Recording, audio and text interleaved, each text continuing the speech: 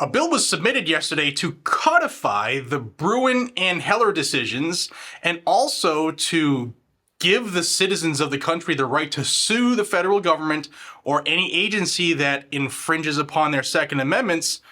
And it has verbiage of a federal Second Amendment Preservation Act. However, there was a key omission that I think was done intentionally, and it's the fatal flaw for this bill, and I want to show it to you because many people might see this bill and say, this is awesome.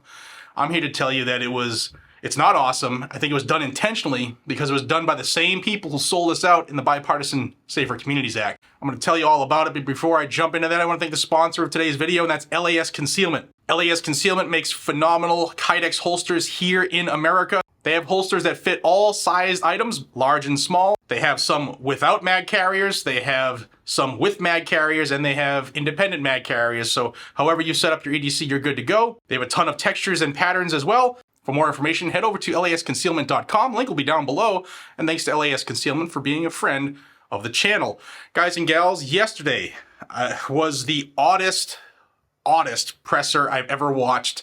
I'll have it here at the end of this video. It was by Senators Lindsey Graham, John Kennedy, and John Cornyn, and they were submitting their new bill that they discussed during the live Senate Judiciary Committee hearing that I covered the other day. Now, that bill is being called Respect for the Second Amendment Act, but like I said in the open, there's a fatal flaw in this bill, and I think it was done intentionally, and what it looks to do is to get rid of the text, history, and tradition part at the time of the founding. Remember that thing we heard from the court in the Bruin decision? Well, they take some of it, but they don't take all of it, and that sets us up going forward for bad things, if you ask me. So, like I said, they started discussing this in the Senate Judiciary Committee hearing. If you didn't watch that, I'll pin it above. And during that hearing, the Democrats were laying the groundwork for a way to go around Bruin, to disregard the Bruin decision. And Lindsey Graham said during that they were going to drop a bill to codify the Heller and Bruin decisions. Now, first off, this bill isn't even needed because the Second Amendment isn't given to us by government. It cannot be taken by government. It is an inalienable right. It is given to us by our creators. If you don't believe that, just because you're here in America, you get these rights. And let me take you to the bill. I'm going to read it to you. It's a short bill, but I'm going to show you the fatal flaw so that when people are talking about it saying, wow, this is a great bill, you can actually tell them the truth, because people need to understand how bills are written and that words have meaning. And it's not a good bill at all. Let's jump into the bill. And you can see this was immediately backed by all of the Republicans in the Senate Judiciary Committee, to include Senators Graham, Grassley, Cornyn, Lee, Cruz, Hawley, Cotton, Kennedy, Tillis, and Marsha Blackburn. We'll jump down to the short title. Like I said, Respect for the Second Amendment Act. Here are the findings. Congress finds that 1. The Second Amendment to the Constitution of the United States protects the individual right to keep and bear arms independent of service in an organized militia. 2. The Supreme Court of the United States held in Heller that, quote, there seems to us no doubt on the basis of both text and history that the Second Amendment conferred an individual right to keep and bear arms, end quote. 3. The Supreme Court further held in Bruin that the Second Amendment requires the government to demonstrate that a law regulating firearms, quote, is consistent with this nation's historical tradition of firearm regulation, end quote. Did you catch it? That's the fatal flaw. That's not the whole quote from the Supreme Court, yet that's what they want to make the law. See, the plain text is what they're supposed to look at first. That's the actual verbiage of the Second Amendment itself. And then, if it's not covered in the plain text, then it goes to the history and the tradition of firearm regulation at the time of the adoption of the Second Amendment in 1791. They cut that part off. And why would they do that? Well, like I said, Senator Graham and Senator Cornyn are behind this bill. They constantly rhino out. They were big on the writing of the Bipartisan Safer Communities Act and conning other Republicans to sign on to it. I think they did that on purpose. They know what they're doing. They left it that way, only half of the actual quote from Justice Thomas, so that the history of firearm regulation could include things like the NFA, the GCA, assault weapon bans, magazine bans, and the like. And I believe it was done intentional. And if I'm wrong, I'll say I'm wrong. Man, but this one smells. But let's continue with the bill. 4. The right to keep and bear arms is a fundamental individual right guaranteed by the Constitution and a cornerstone of the liberties that every United States citizen enjoys. 5. The 14th Amendment to the Constitution grants Congress the authority to enforce, by appropriate legislation, that amendment's command that, quote, no state shall make or enforce any law which shall abridge the privileges or immunities of the citizens of the United States, end quote. 6. Certain states have enacted or are seeking to enact gun control laws that are inconsistent with the United States' historical tradition of firearm regulation, including bans on carrying of firearms by residents of other states and bans on large categories of firearms that are in common use for lawful purposes. 7. It is therefore necessary for Congress to exercise its authority under the 14th Amendment to ensure that the Second Amendment rights of all people of the United States are protected from infringement by the states. And 8. Congress has also exercised authority under the Taxing Clause and Commerce Clause of Section 8 of Article 1 of the Constitution to regulate the interstate market in firearms and ammunition. Then limitations of regulation on firearms. First, it goes over the definition of firearm. And here comes the Second Amendment Preservation Act language that I talked about as well. B.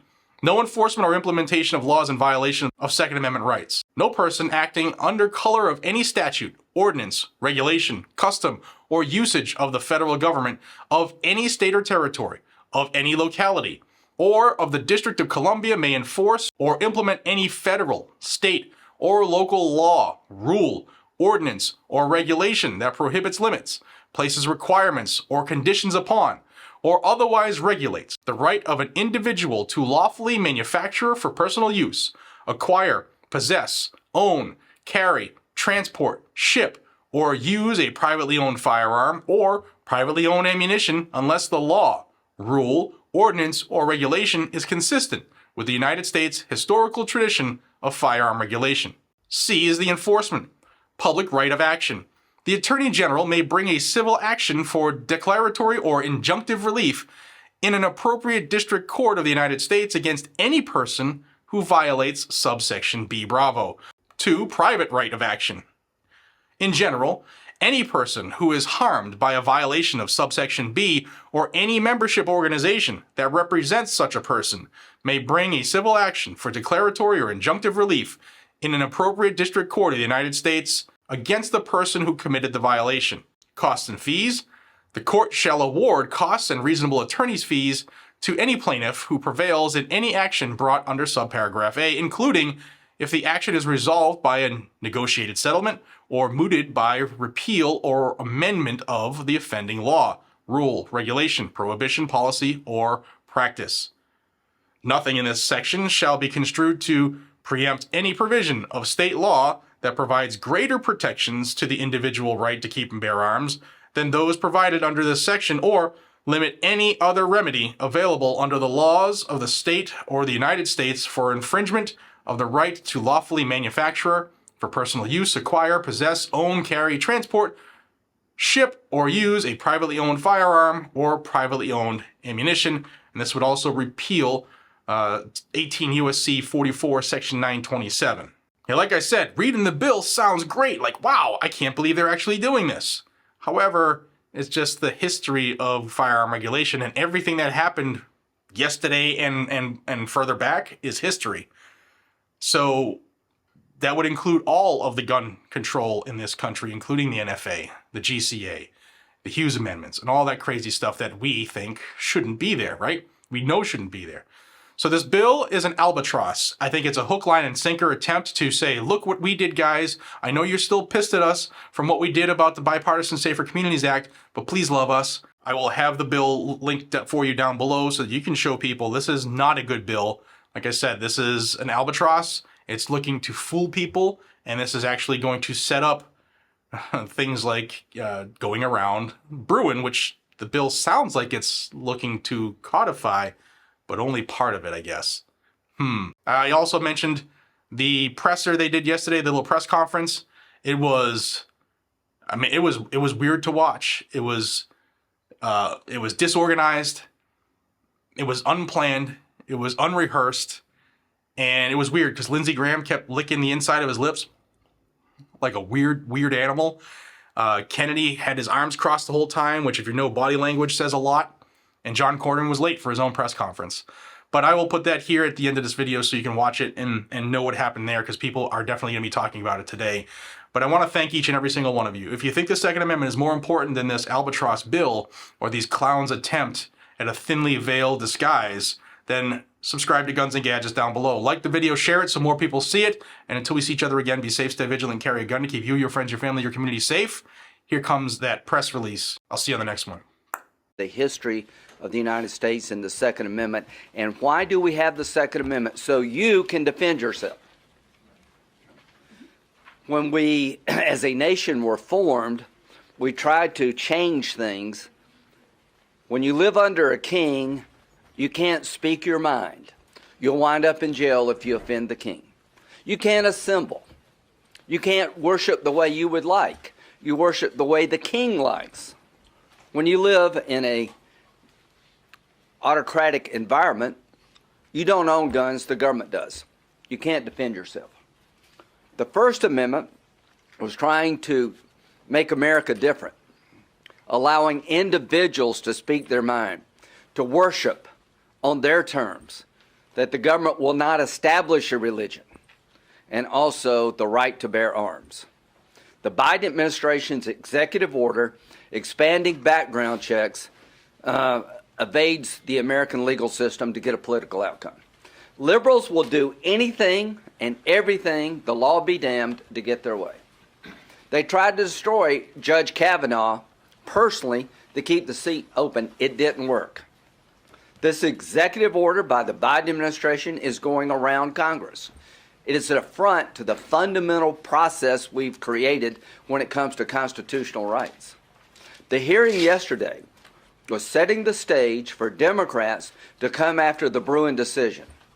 There's two decisions by the Supreme Court that have happened in recent years, pretty close to each other.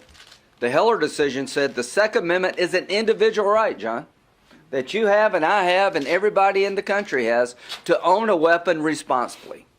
The Bruen decision said if you try to regulate lawful gun ownership, you have to look at an analysis, historical in nature, because the Second Amendment was designed to allow people to defend themselves in dangerous situations outside their home.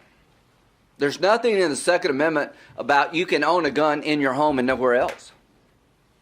So the New York law made it impossible to own a weapon to defend yourself outside your home, and the Supreme Court struck it down, and here's what liberals want to do.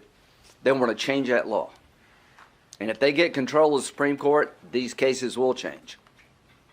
This is a concerted effort to attack the fundamentals of the Second Amendment as part of an effort to maintain control of the Senate, take back the House, and win the White House. To conservatives, this is a wake-up call.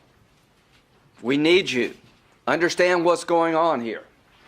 So what is the Republican response on the Judiciary Committee? We're going to take the holdings of Heller. You can own a gun individually. That's a right given to you by the Second Amendment. And the holdings of Bruen, that you have the right to protect yourself by owning a gun responsibly, even outside your home, and make it part of federal statutory law. We have legislation supported by every Republican on the Judiciary Committee that will codify Heller and Bruen and make it part of the federal statutory law, giving you more protection when it comes to responsible gun ownership. We're going to introduce this bill today, and I'm urging Leader McConnell and all other Republicans at every opportunity advance this cause. Take on the Democrats now, because if you don't do it now, you regret it later. And there is no better spokesperson for the rights of Americans than Senator John Kennedy. Thank you, Lindsey.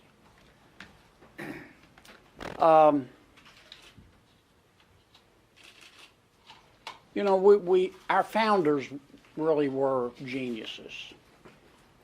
They came up with a system of individual states with rights and with state constitutions. But they also came up with a concept of an overarching federal government and a United States Constitution that would reign supreme. That doesn't mean that states don't have rights. What it means is that those rights exist consistent with the United States Constitution. Why do our institutions work in America? Why does the United States Congress work? Why does the executive branch, the presidency, work? Why does the U.S. Supreme Court work? Because as Americans, we have accepted them as institutions of government, and we've all agreed to abide by what they do. We may not like it, and if you don't like it, in the case of the executive and legislative branch, you can vote folks out. But we've agreed to abide by it. One of the roles of the United States Supreme Court is to interpret the Constitution, particularly the Bill of Rights. And what the Bill of Rights does, and what the Supreme Court does in interpreting it, is to set a floor, a minimum list of rights that we all have. And no one can take them away. The Congress can't take them away. The President can't take them away. And the states can't take them away. Now, the states and Congress and the President can affect policy, but it has to be consistent with those basic floor of rights. We have a Bill of Rights, and it's not an a la carte menu. Every right as interpreted by the U.S. Supreme Court matters. Some don't like the way the Supreme Court, through the years, through the centuries, has interpreted our rights. But we have always accepted them. Not without dissent, but we've accepted them until recently. And now there seems to be this undercurrent, I see it in judiciary, that if my Democratic colleagues don't agree with the right as interpreted by the U.S. Supreme Court, it's okay for them to ignore it. And in this case, their copy of the Bill of Rights goes from Amendment 1 to Amendment 3. They skipped the Second Amendment. But you can't do that. Not and have our institutions, including the institution of the Supreme Court, survive. The Supreme Court has spoken very clearly in Heller and Bruin on the Second Amendment. We have an individual right to own a gun. Doesn't mean that Congress and the presidency and the states can't impose reasonable regulations, but they can't take away that right. Now, some Americans think the Supreme Court got it right. I do. Senator Graham does. Others don't. But we've all got to abide by it. But there's this new attitude in Washington. I've seen it develop since I've been here, that if we don't agree with the Supreme Court interpretation, we can just ignore it or change it. No, you can't. There's this undercurrent. I've seen it develop since I've been here. That cops are a bigger problem than criminals. There's this undercurrent that's developed that says if a cop shoots a criminal, it's always the cop's fault, every time. But if a criminal shoots a cop, it's always the gun's fault, every single time. And what's underpinning this undercurrent? Some of my colleagues believe that only the federal government is entitled to own guns through their police forces. And this is America. You can believe that. But that's not what the Supreme Court has said. And all Lindsay's bill does, our bill, is say, look, we really shouldn't have to do it. Right. Is just say the Bill of Rights matters, The role of the Supreme Court is to interpret the Bill of Rights, and the Supreme Court has interpreted it, and we're all going to abide by it. I've been studying constitutional law. I taught it a little bit at LSU Law School since I was in law school. There have been plenty of opinions by the Supreme Court I've disagreed with, and I know Senator Graham, who's a scholar of the law, feels the same way. But you accept them. That's why our institutions work. And once you start doing what I sense my Democratic friends are going to try to do, is as bad as it is with respect to Americans' right to own guns, it also is going to start undermining the institution of the Supreme Court. And that's why I'm supporting this legislation. And I tried to stall for time to get Corn in here, but he's still not here. So the bottom line is I left out one of the most important aspects of our statutory response to the hearing yesterday. We're giving individual Americans the right to sue under the law we're introducing today if governmental organizations or other organizations come after your lawful Second Amendment rights. I expect that liberal jurisdictions will be making a full-throated effort to undercut the Bruen decision, that Americans are going to find themselves having to confront their local government, maybe their state government, under this bill that John and I and all Republicans are introducing. Not only do we codify the Bruen-Heller decision, we give you the right under this statute to sue those who are coming after your right to responsibly own a gun, to give you a cause of action so you can fight back. can I add one thing, Lance? Sure. If you don't want to own a gun or a rifle, you don't have to. Just don't. You don't have to. I do. I own several. I also believe that love is the answer. But I do. I own a handgun just in case. And that's my right. Under the Bill of Rights and under several Supreme Court opinions. Why can't we just accept that? And this is part of a wider trend. The Dobbs decision, the response of the Democratic Party to that decision was to expand the Supreme Court and pack it with liberals. As we lecture Israel about their legislative efforts to realign the judiciary in their system, you got to remember that the Democrats who are lecturing Israel today proposed openly to expand the number of justices on the Supreme Court in response to the Dobbs decision to dilute the conservative majority, and that would destroy the rule of law in America because every time one party got in power, they'd change the numbers. So they want an outcome. They don't give a damn how they get it. This is a brewing assault on the Second Amendment. We're standing in the breach today. Get behind this effort today to prevent erosion of the Second Amendment tomorrow. I know where they're going. I know what they're up to. They would pack the Supreme Court if they could. They would do away with the legislative filibuster if they tried to do it. They would extinguish minority rights in this country as part of how the Senate works, and they would change the makeup of the Supreme Court because they don't like the decisions being issued by this court. This is a critical time in American history. This is time to stand up and be counted, and we're introducing legislation today to push back. Yes, sir.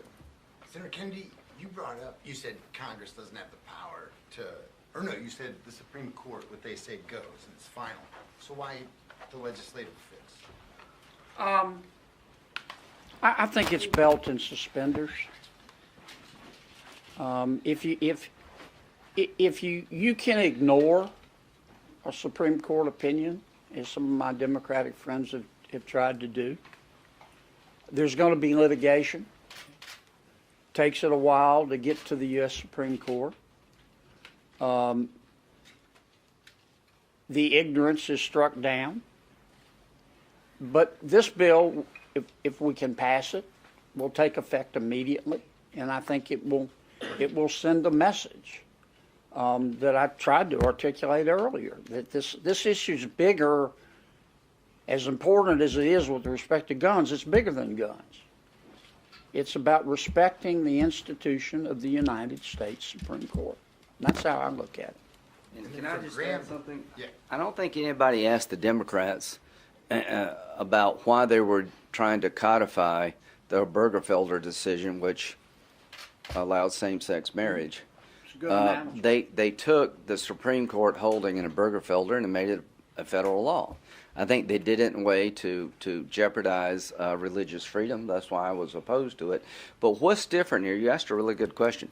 This statute doesn't only codify a Supreme Court ruling, it allows private causes of actions to fight back against those institutions that may come after your Second Amendment right. It empowers average citizens with the right to sue.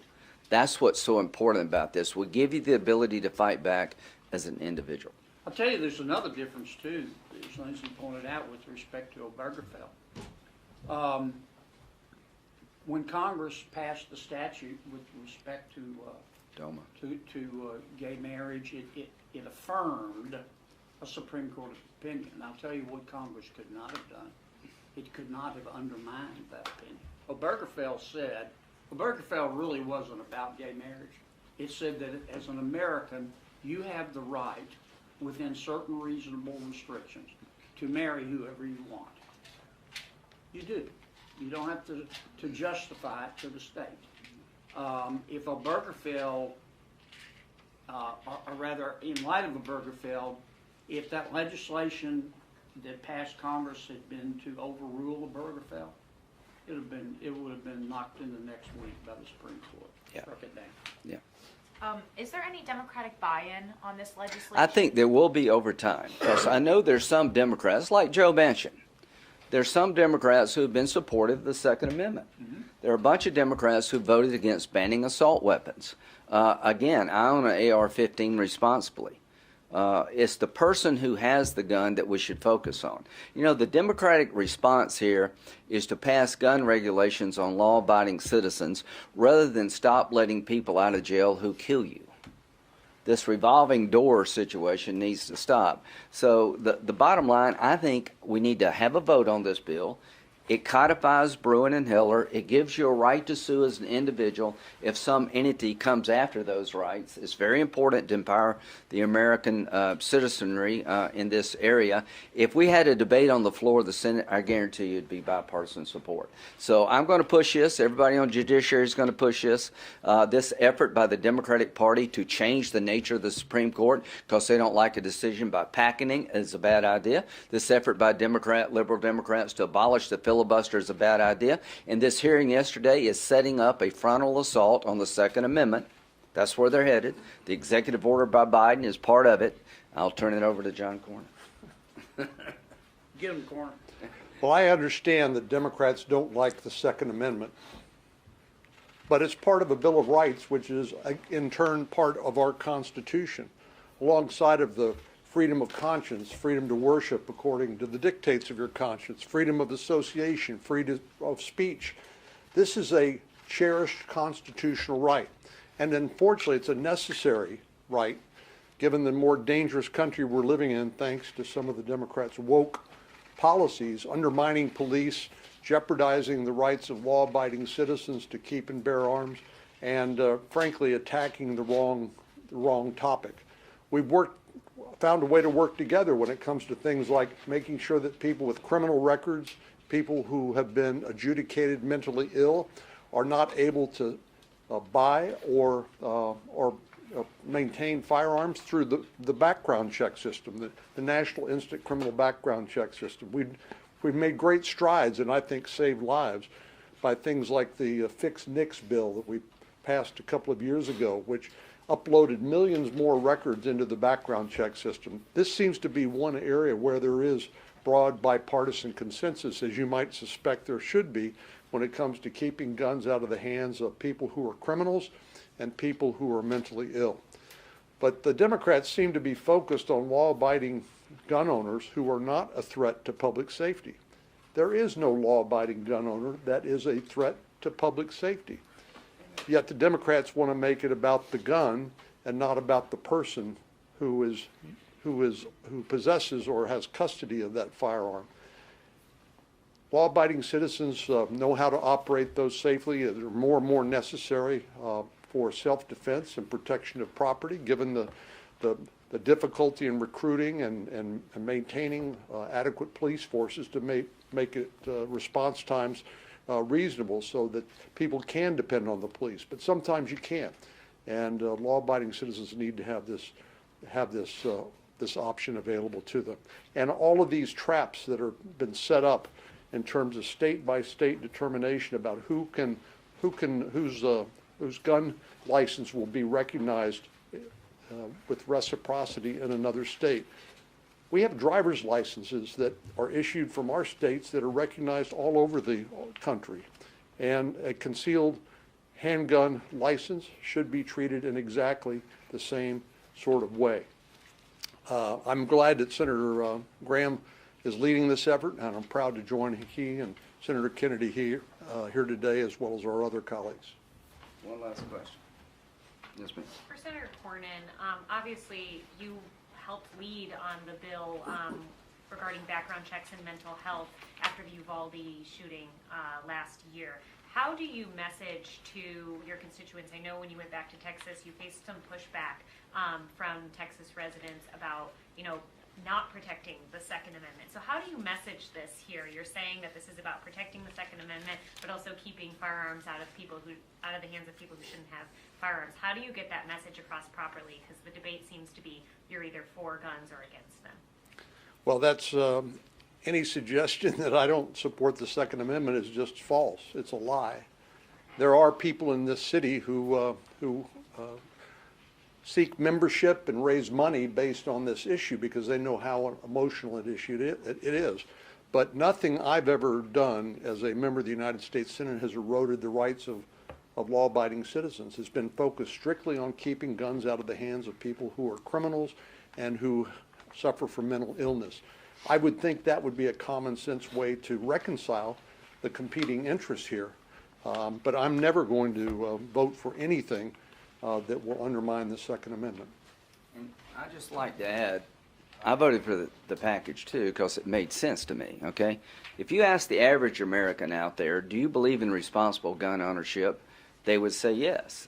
The Supreme Court has said it's an individual right. But rights do have limitations. You have a First Amendment right, but you can't yell fire in the theater. You can't slander somebody. So what John's trying to do is focus on making sure criminals and people who are mentally unstable are denied weapons that can hurt themselves or others. What we're trying to do here today is to tell the Democrats that your effort to destroy the Second Amendment as we know it will be fought. That we're going to introduce a law codifying Supreme Court decisions and giving you, an individual American, a right to sue people who come after your lawful gun rights. That's what's important about this bill. And to my good friend Senator Durbin, who is a friend, and we're going to be working together on regulating social media. But here's the state of play. We had a hearing yesterday about setting up the erosion of lawful gun ownership, undercutting 2 Supreme Court cases that solidified that right, rather than having a hearing about fentanyl.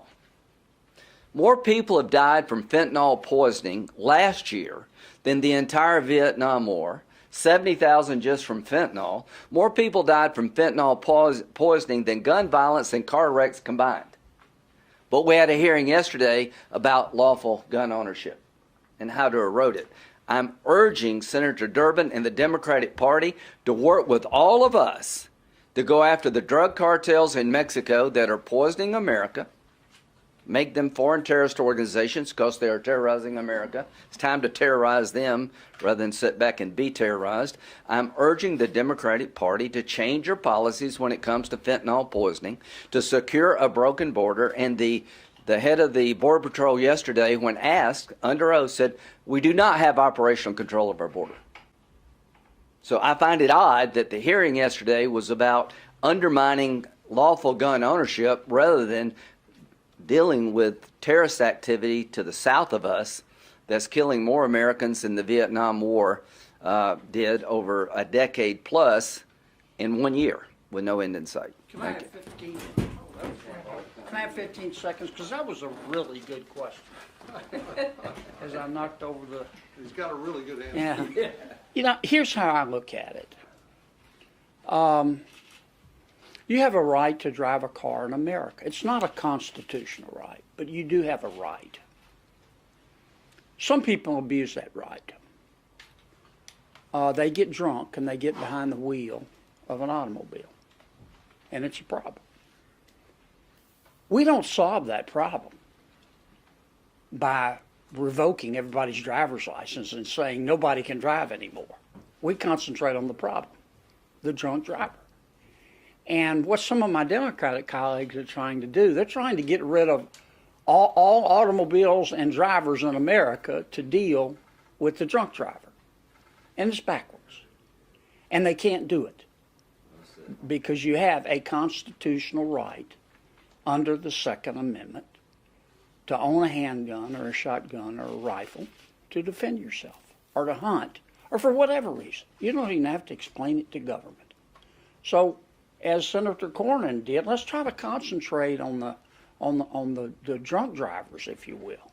Let's don't get rid of all drivers. Well said, and they said amen. All right.